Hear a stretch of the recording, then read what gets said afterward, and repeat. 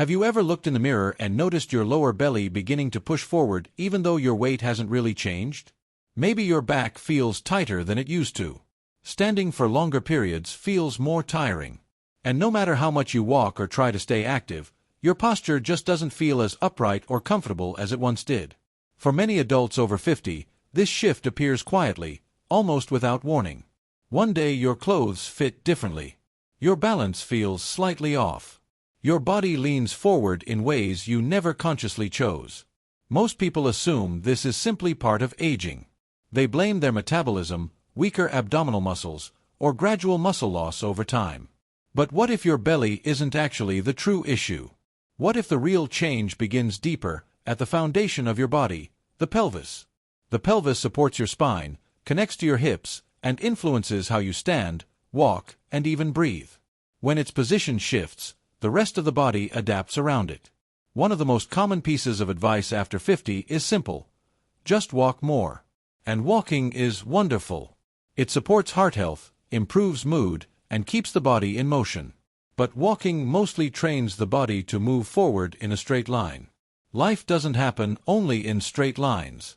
Every day you turn, reach, step sideways, stand up from chairs, and stabilize yourself against gravity. These movements depend heavily on the balance and coordination of your hips and pelvis. Over the years, especially after decades of sitting, driving, or working at a desk, a small but powerful group of muscles at the front of the hips gradually becomes tight. These muscles, often called the hip flexors, help lift your legs and bend your hips. But when they remain shortened for long periods, they gently pull the pelvis forward and slightly downward. This increases the arch in the lower back and pushes the lower abdomen outward. The posture has a clinical name, but you don't need to remember it. You simply feel the result. Your belly sticks out more, your lower back feels compressed, and standing tall takes effort. This isn't a failure. It's not laziness or lack of discipline. It's a normal adaptation. The body is incredibly efficient at adjusting to the positions we use most. If we sit often, it adapts to sitting. If we move mostly forward, it adapts to that pattern. Over time, those adaptations can shift alignment. When people notice these changes, their first instinct is often to work harder.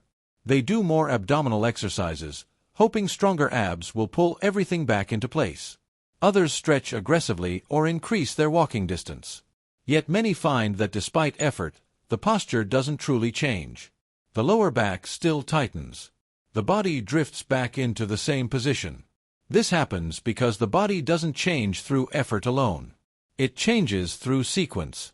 Muscles and the nervous system follow a certain order when restoring healthy movement.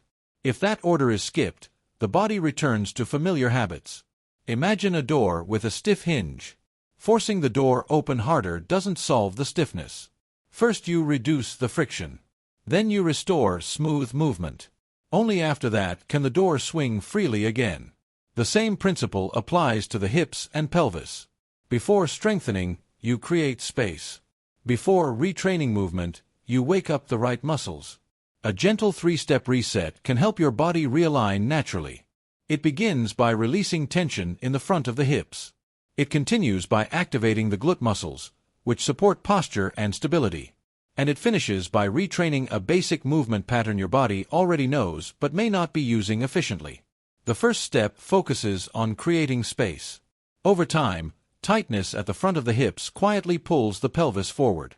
To begin releasing that tension, come into a comfortable half-kneeling position. Place one knee on the floor and step the opposite foot forward so you're in a gentle lunge stance. If needed, use a cushion under your knee for support.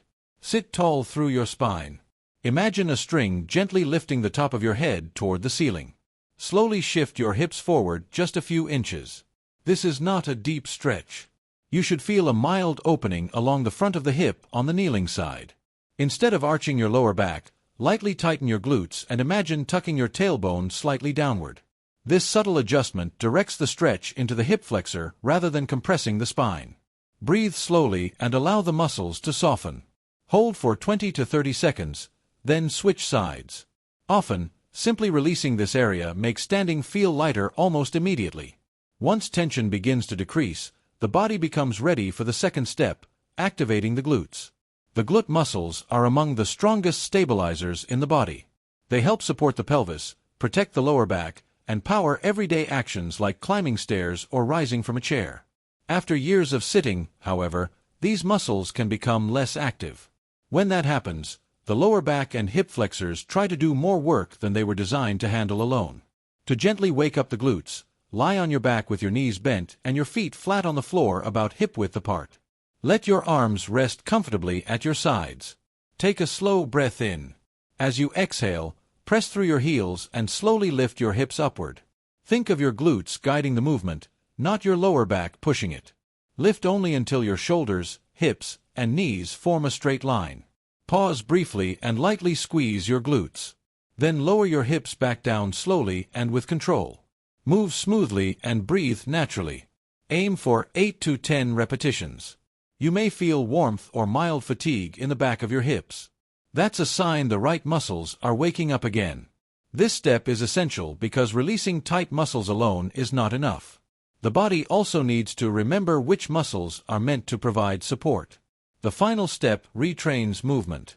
After creating space and activating the glutes, the body is ready to practice using them in a more functional position.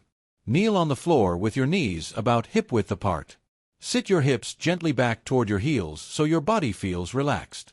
Place your hands on your hips for awareness.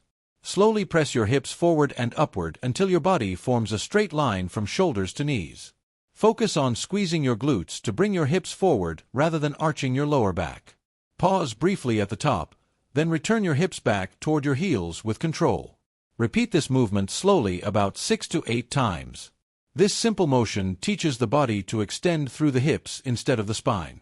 Many daily activities depend on this exact pattern. When the glutes lead, pressure on the lower back decreases and balance improves. For many adults over 60, this step feels surprisingly natural, almost like rediscovering a forgotten skill. Aging is not simply a process of losing ability. It is a process of adapting and learning new ways to care for yourself. Each gentle movement is an investment in independence and balance. Take your time. Move patiently. Trust that small daily steps can create meaningful change. Your body isn't working against you. It is waiting for the right kind of support.